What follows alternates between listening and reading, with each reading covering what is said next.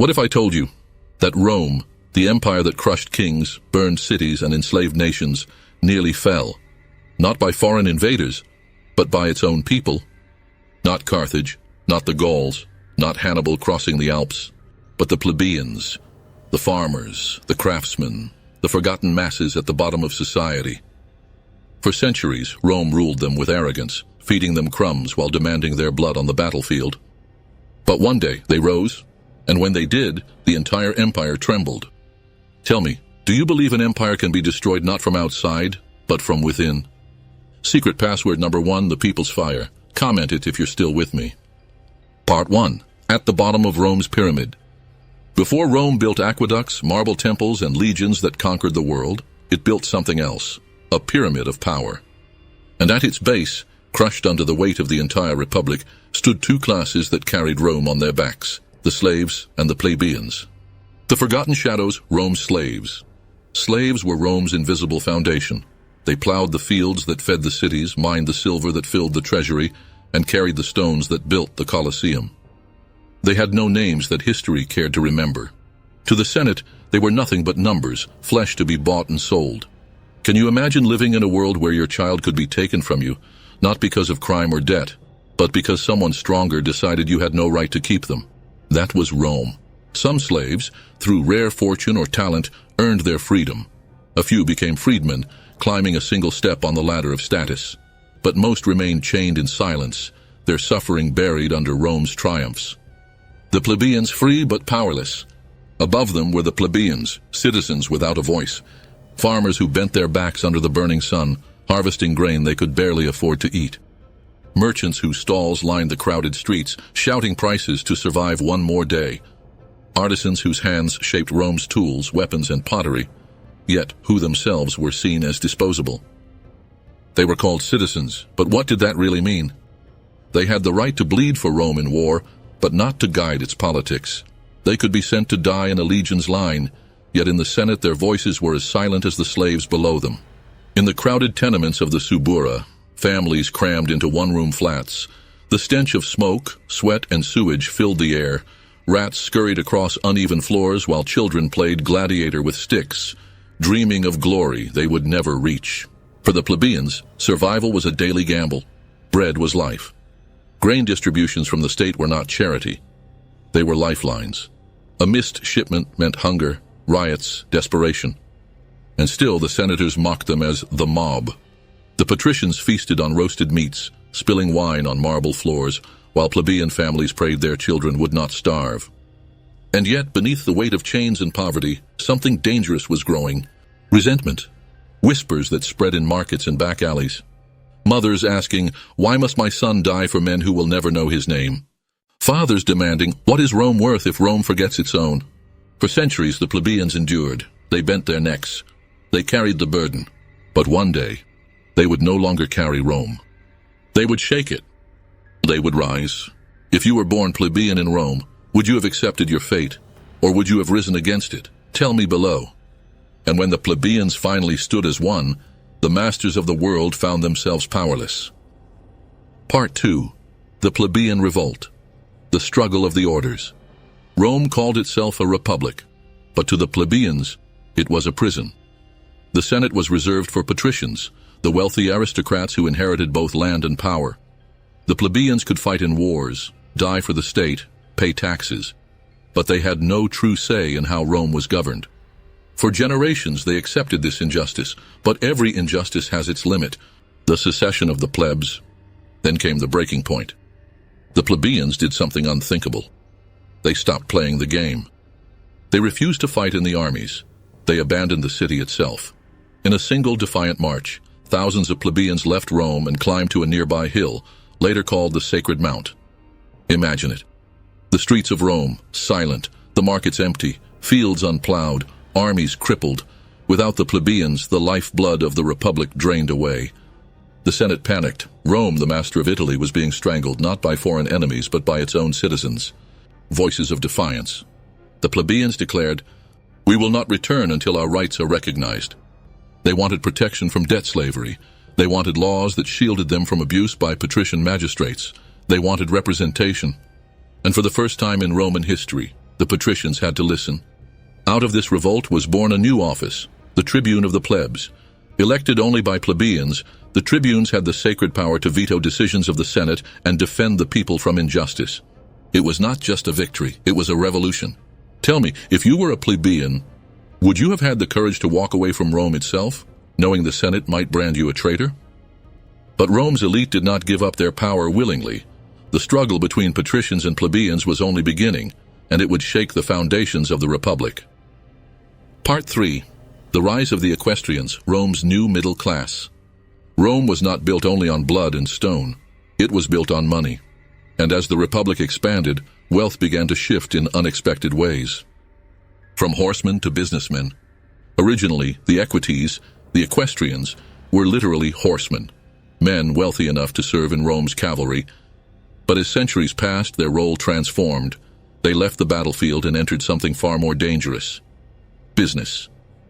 They became Rome's contractors, its financiers, its tax collectors. They bid for the right to collect taxes in the provinces, squeezing entire regions dry to fill both their own purses and Rome's treasury.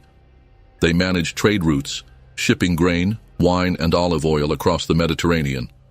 The patricians had land, the plebeians had labor, but the equestrians, they had gold. And gold in Rome could buy almost anything: the invisible power. The Senate sneered at them, refusing to call them equals. To the old aristocracy, they were new money, men without ancient bloodlines. But emperors noticed something the senators did not. Rome's survival depended not only on soldiers, but on the flow of wealth. So the equestrians were brought into the machinery of the state. They governed provinces.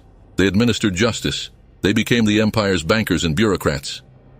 Imagine them: merchants turned magistrates, businessmen turned governors.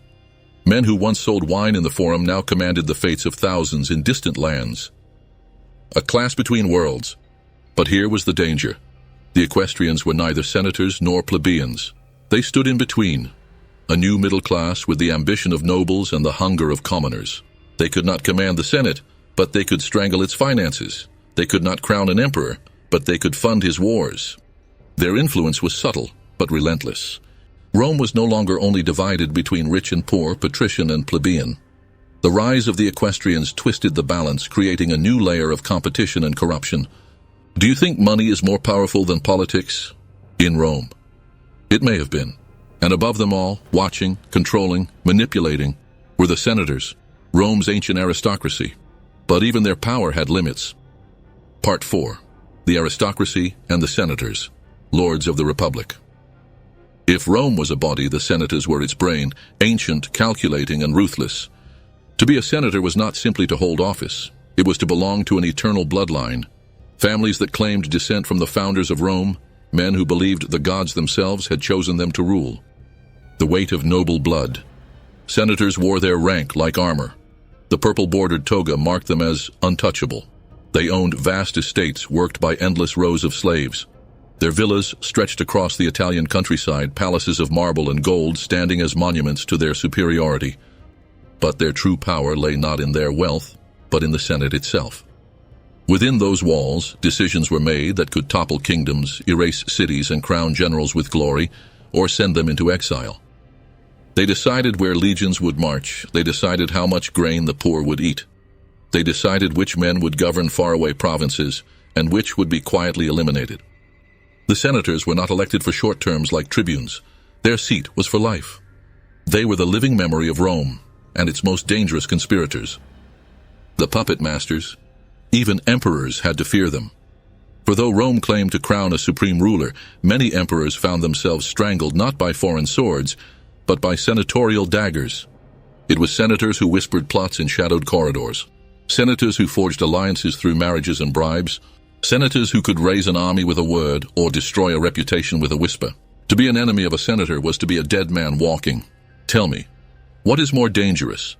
A man who rules openly with an iron fist, or a man who rules from the shadows with a smile on his lips? The cracks in the marble. But even this fortress of privilege had its weaknesses. As Rome grew, the Senate struggled to control the chaos. Plebeians pushed for more rights, equestrians clawed for influence. Ambitious generals like Marius, Sulla, and Caesar used the loyalty of soldiers to bend the Senate's authority. The senators still believed they were the masters of Rome, but their grip was loosening, and soon someone would rise above even them. Because above senators, above patricians, above every order of Rome, there stood one figure who claimed the right to rule all, the emperor. Secret password number 2, Shadows of the Senate. Comment it if you're still with me. Part 5, the emperor, absolute power and absolute corruption. At the very summit of Rome's social pyramid stood a single man, the emperor. But make no mistake, this was no ordinary ruler. To his subjects, he was more than human. He was imperator, commander of armies. He was Pontifex Maximus, high priest of Rome's religion.